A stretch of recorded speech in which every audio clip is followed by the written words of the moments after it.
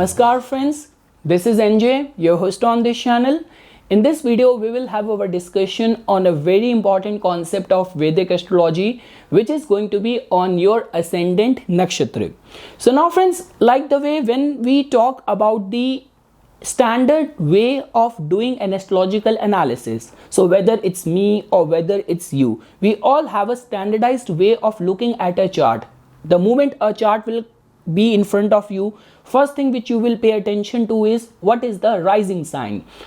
That is going to give you this idea about the personality of the native, about the health prospects of the native. Then the second thing which you will do is that you will see that where Ascendant Lord is placed. That is going to give you this idea that in which specific area of life this person is going to exert majority of his energies in this lifetime, and basis the dignity of the Ascendant Lord, you will also get to know about the strength and the potential aspect of that person as well.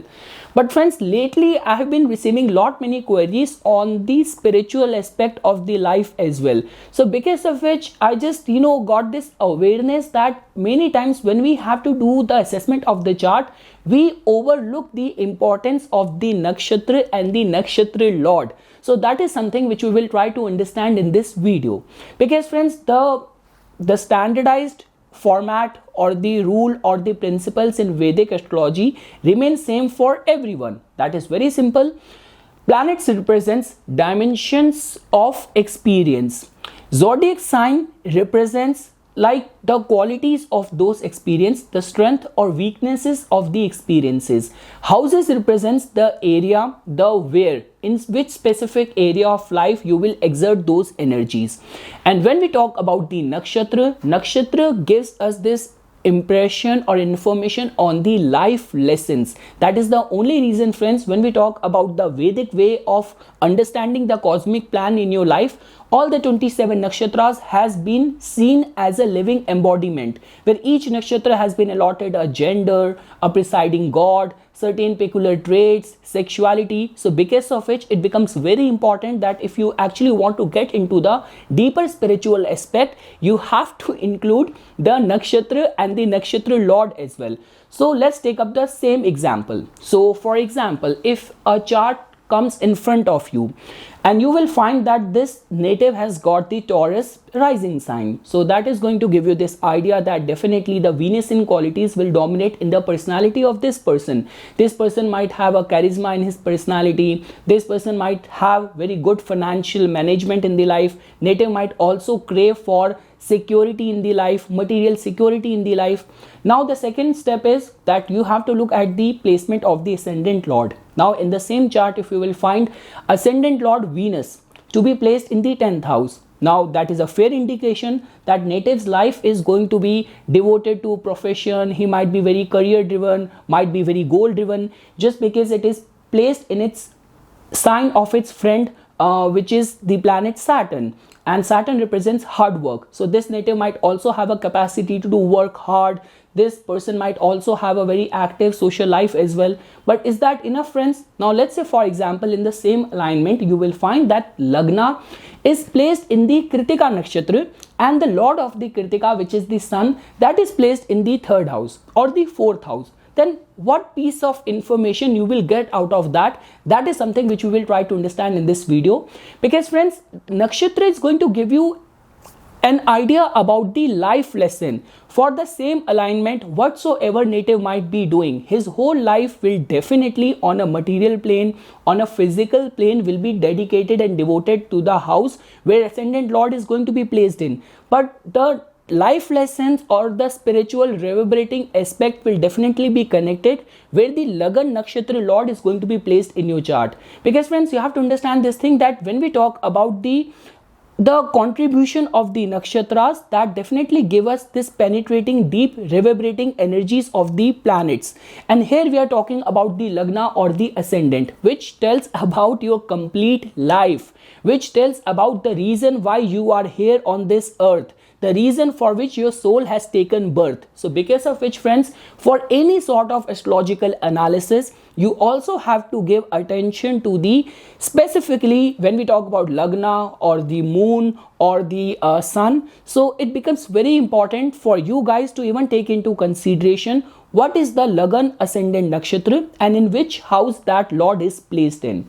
Now friends, just because I have already made like comprehensive and exclusive videos on all the 27 nakshatras, so I will not repeat the same thing. I will not distinguishedly talk about the specific nakshatra. All what I'm going to do is that, just because each planet has got the rulership over 3 nakshatras, like for example Rahu has got the rulership over Adra, Swati, Sadbhisha. So in this video I will just tell you about that. If your nakshatra lord is this specific planet, so your life lessons will definitely hover around these kind of peculiar qualities. And wheresoever that nakshatra lord of your Lagan, of your ascendant's nakshatra lord is going to be placed in which specific house, somehow the life lessons, morals will be connected to that aspect of the life. That is how you can understand this video, or the main ultimate objective of this video. So now friends, let's start our discussion with first understanding the placement of your Lagan nakshatra lord's placement in different houses. So again friends, it has nothing to do with what you will be exactly doing in the life. It has everything to do with the purpose or the life lessons of your complete life might be reverberating in that specific house in your chart. So let's say for example, if in your case the nakshatra lord of your Lagna is placed in the first house only, that can be seen as a very good sign, because somehow it gives you a lot of power, like the reason for which you have taken birth. Somehow all those epiphanies, realization, awareness hover around you only. You do not have to reach out in any other specific area of the life. All of that spiritual potential is very much near to you or very much accessible to you. Now let's say for example, if you will find that your Lagan nakshatra's lord is placed in the second house. So friends, that's very simple. Second house, which has everything to do with our security, our values in the life. So that definitely becomes or will play a very pivotal role in your life, specifically when you are on the path in order to fulfill your duties and responsibilities. So in the same case friends, let's say for example you are a Taurus ascendant person and your Lagan nakshatra is Kritika, and Kritika's lord sun is placed in the second house. So irrespective of that, your ascendant lord is placed in the 10th house, making you very driven, making you very professionally kind of active in the life. But just because your Lagan nakshatra lord is placed in the second house, so somehow in order to feel fulfilled, in order to be in tune with the nature and the cosmic rhythm, you have to make use of your possession for the right just causes as well. That will always be in the scrutiny. And like the way friends, when we talk about the influence of our parental teaching, anything to do with our Kul Devtas or the blessing of our Kul Devtas and our ancestors, our family elders and seniors, that is also something which we see from the second house. So it becomes very important for you with this kind of alignment that whatsoever happens, never ever disregard your tradition, your family values or the teachings of your tradition. Let's say for example, if in your case the nakshatra lord of your Lagna is placed in the third house. Now friends, that becomes very important because third house has everything to do with our efforts in the life. Third house also tells about the prospects of the mental qualities inner native as well. So definitely friends, your efforts will always be in this scrutiny. Whatsoever you will be doing in the life, in whichsoever area of the life you are exerting your energies, somehow the matters of the third house will definitely be like a connected, like a umbilical cord with your whole actions and your duties. So because of which friends, like specifically when we talk about your relationship with your siblings, the kind of the way you exert your energies, the way way your mind function will definitely have a say in order for you to feel fulfilled in the life. Now friends, let's say for example, if you will find that your nakshatra lord of your lagna is placed in the 4th house.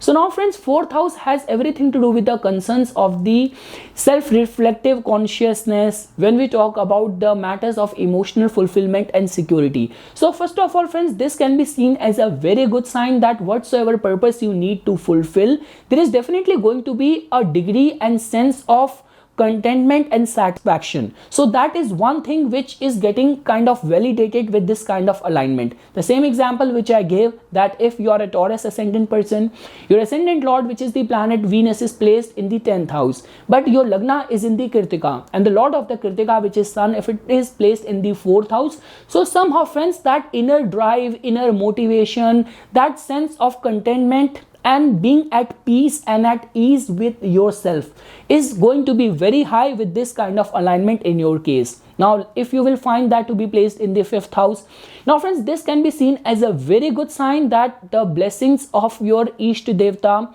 some sort of past life connections which is embedded in your soul, in your subconsciousness, will definitely exert its influence in your case. Now let's say for example, with this kind of alignment, if you will find that your lagna lord is placed in the some sort of the kind of the moksha houses, if it is placed in the 4th house, it is placed in the 8th house, it is placed in the 12th house, so then in that kind of scenario friends, the chances or the possibility is going to be high that in your case the karma of the past life will definitely have a say in your life.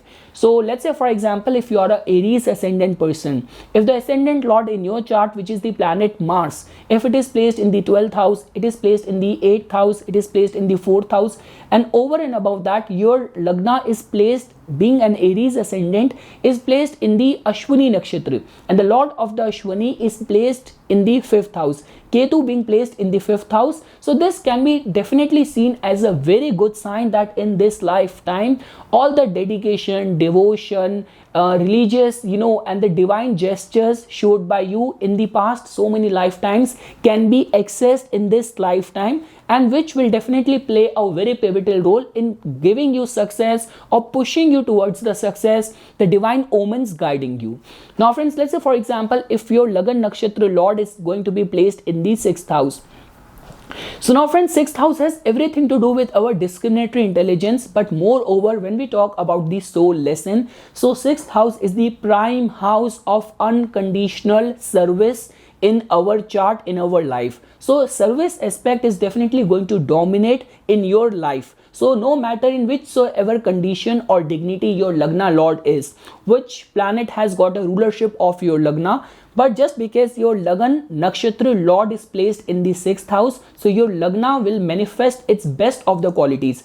And now friends, when we talk about anything to do with the attunement of the soul, so that means that the omens, your intuition, intuitive faculties, now you call it divine guardian angels, you name it anyway, but those energies, nature, cosmos will come to the best of your help only if you will be making use of your life in order to devote unconditionally for service to the well-being of the other people. Now friends, let's say for example, if you will find that your Lagan Nakshatra Lord is placed in the 7th house. So now friends, it is a very important placement in this regard that somehow you owe something to the world. Now it will definitely be based on and relied upon the nature of the planet, which is your Lagan Nakshatra Lord. So like in my case, my Lagan Nakshatra is Ashwini, and Lord of the Ashwini, which is Ketu, in my chart is placed in the 7th house. So somehow healing aspect, healing the world, the masses, all those people I come in contact with is an integral part of my life lesson. Because in my case, not only my Lagan Nakshatra is Ashwini, which has everything to do with the healing, but also my Moon Nakshatra is also Sadbhisha, which has everything to do with the healing. So that is how you can see that if your Lagan Nakshatra Lord is placed in the 7th house, basis the nature of the planet which has got the rulership of your Lagan Nakshatra, somehow it will be it will be put forth in a situation that serving the masses, the world, will definitely play a pivotal role in fulfilling your or understanding your life lessons. If you will find it to be placed in the 8th house, so now friends, this is definitely going to be a sensitive placement in this regard, that 8th house is a combination of so many things. 8th house carries itself all the past kind of, like when we talk about the anything to do with the like, I have no English word for that. In Hindi we call it a toke. So some sort of curses, blessings, powers, divine grace. So there is a lot of connotation which is attached with the 8th house. Trust me, do not be mistaken with only looking at 8th house in a bad light, and do not be mistaken in looking at 8th house only in a good light. 8th house in itself carries both the qualities. So because of which the condition and dignity of your Lagan Nakshatra Lord, which has a say in your overall life, its dignity, its condition, its placement in the 8th house is going to give you this idea that your life lesson hovers around what specific aspect. Is there a struggle which is indicated, the burden of struggle or debt which your soul is carrying within itself, or it's some sort of blessings or divine gifts which your soul is carrying within itself. So friends, for example, if you will find that someone has got a Leo rising and the Lagna or the ascendant is placed in the Purva Falguni Nakshatra. So irrespective of where sun is placed in your chart, if you will find that your Lagan Nakshatra Lord, which is the planet Venus for Purva Falguni, if it is placed in the 8th house, so that means in the 8th house your Lagan Nakshatra Lord is exalted. That can be seen as a very good sign, because friends, in our Vedanta, the whole cosmos is studied in a way of understanding it in a masculine and the feminine qualities, Shiv and Shakti, Purush and Prakriti. So definitely nature and cosmo, the divine feminine blessing will help this native, and the life lessons will come in the form of the divine omens guiding this person. But let's say for example, if you are a Aquarius ascendant and your Lagna is placed in the Dhanishta Nakshatra, and your Lagan Nakshatra Lord, which is planet Mars, if it is placed in the 8th house, it is agitated over there in the Virgo. So then definitely friends, it could also give rise to that your life lessons are encrypted in understanding that why your aggression leads to so many people going against you, resentment, all sort of hidden enemies troubling you, that the answers of all of that might lie in your aggression or your passive aggression. Moving ahead friends, now let's say for example, if you will find your Lagan Nakshatra Lord to be placed in the 9th house, this can be seen as one of the very good combination. Friends, trust me, if there is any goodness in the world, that is in our astrological chart hidden in the 9th house. So definitely friends, this can be seen as a very good sign for the divine omens, energies guiding you, keeping you firm on your path, and all sort of divine religious austerities reaping immediate quick results in your life, whether in the form of any rejuvenation, recovery from the health concerns, or whether in the form of being progressive in your life. Moving ahead friends, now if you will find that your Lagan Nakshatra Lord is placed in the 10th house. So again friends, this is a very good sign that somehow life will keep on reminding you, keep on giving you these reminders or these kind of hidden encrypted wake up calls that you have to be devoted towards your path. Now friends, understand this thing. Now here we are not talking about, we are not concerned about where your Lagan Lord is placed. Here we are talking about your Lagan Nakshatra Lord. Lagan Nakshatra Lord, which reverberates the deeper, finer qualities of your personality, of your existence. So that in itself means that your Lagan Nakshatra Lord will keep on reverberating, keep on giving you these reminders for fulfilling your purpose. Now if your Lagan Lord is placed in the 4th house, it's in the 8th house, so your whole life is devoted to healing, to the matters of the 8th house. But in order to stay firm in that path, your soul, the omens and nature will keep on giving you kind of repeated back-to-back reminders. Moving ahead friends, now if you will find that your Lagan Nakshatra Lord is going to be placed in the 11th house. Now again friends, this is a very good sign, because 11th house in itself is a house of the kind of capacity and potential we hold to become something bigger and greater. So with this kind of alignment, this can be seen as a very good sign that your soul craves for, it wants to kind of elevate, it wants to ascend, and that is how your life will hover around. All of your life lessons, the kind of omens, your intuitive faculties will keep on pushing you towards the progress. Understand this thing, friends, that 10th house has everything to do with your purpose, but there is a difference between purpose and progress. You might be kind of like, this could be a case that you are born in a family business. Your father in inheritance gave you a business. You did a good job, but you only maintain that business. But let's say, for example, someone in whose case the energies hover more on the 11th house. He acquired a business from his father and he turned it into a gold mine. He actually acquired one shop and he made it into 4 shops in his lifetime. So that is something which we see from the energies of the 11th house, which has this potential of making you something bigger and greater than your existing self. So that is how the life lessons will keep on guiding you, motivating you to become something bigger and better in the life. And lastly, friends, when we talk about the 12th house, so friends, like the way we say that the energy of the 12th house is the energy of sacrifice. It asks something out of you. Now, expenses and losses can be of good as well, only if they are devoted for some religious, spiritual and righteous causes. So definitely, friends, like when we talk about the karmic or the spiritual aspect, that will go very high if your Lagan Nakshatra Lord is going to be placed in the 12th house, and basis its dignity, we will get to know that the life lessons will come in the form of pain, in the form of losses, or they will come in the form of divine epiphanies. That is something which you will get to know with this kind of alignment.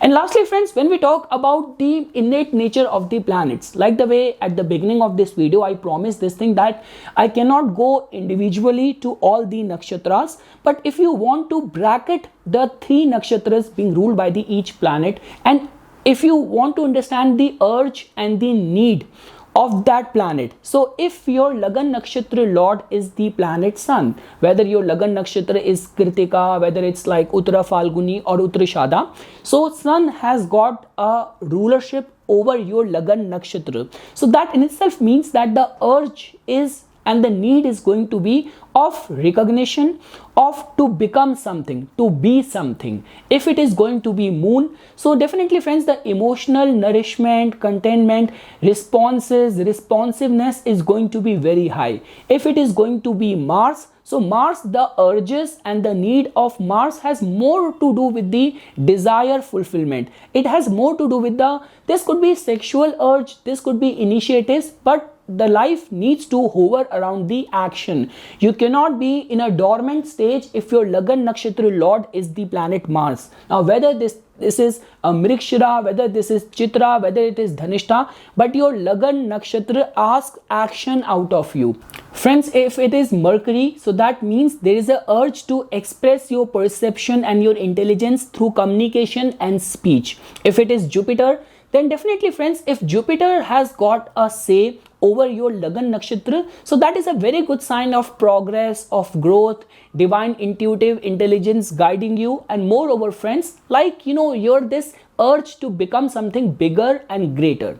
Now, if your Lagan Nakshatra Lord is the planet Venus, so definitely, friends, your life lessons and the urge of your soul will definitely hover around that public approval, being loved, being nurtured, being taken care of. So love will definitely hover around your life lessons. Friends, if your Lagan Nakshatra Lord is planet Saturn, so friends, Saturn has those urges of social approval, of proving your mettle, and moreover, friends, the prospects of recognition and some concrete substantial achievement becomes very important if your Lagan Nakshatra Lord is the planet Saturn. Whether your Lagan Nakshatra is Pushya, whether it is Anuradha, it will definitely ask for respect and having a defined structure in your life. Now, friends, if it is going to be nakshatra being ruled by the planet Rahu, so definitely, friends, that can be seen as a very good sign, because over and above that, if your Lagnesh, your ascendant Lord, is also indicating a placement in the 10th house, 11th house, the houses of exploration, of growth, or even the 3rd house, so definitely, friends, trust me, Rahu, which has everything to do with the innovation, with experiment, trying new terrains. So your Lagan Nakshatra Lord being Rahu is a very good sign of experiencing a life from a completely new level. And lastly friends, when we talk about your Lagan nakshatra being Ketu, so friends, it has more to do with experiencing wholeness and completeness. That is definitely going to be an objective or the soul urges if your Lagan nakshatra is going to be Ketu, whether in the form of Ashwini, Magha, Mula. The qualities of three different nakshatras are definitely different, but the overlapping feature is of Ketu, which is about experiencing that soul level of knowledge, wisdom and wholeness with the whole cosmos, with the whole universe. So that is something friends which I wanted to say as a part of my inputs on this video. I might also make a video on the placement of the Moon Nakshatra Lord as well, which is the second most important aspect in Vedic astrology. But I will look forward to your suggestions, your inputs, your comments on this topic. So this is something friends which I wanted to say as a part of my inputs. For further more updates and notifications on the divine science of Vedic astrology, please subscribe to my YouTube channel and like my Facebook page. Dhanyawad.